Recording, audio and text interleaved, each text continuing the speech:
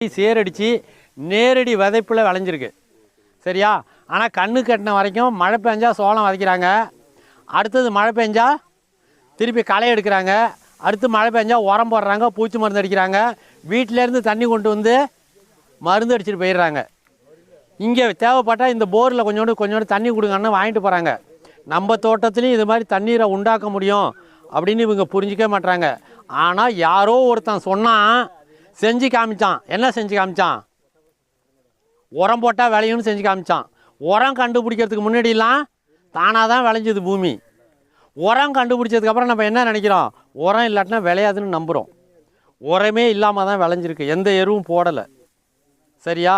பூமியை தன்னைத்தானே படுத்திக்கிறது மாதிரியான அமைப்பு தமிழர் வேளாண்மை அமைப்பு. நீரை உருவாக்குறது தொடங்கி உரத்தையும் உருவாக்கிக்கிறது.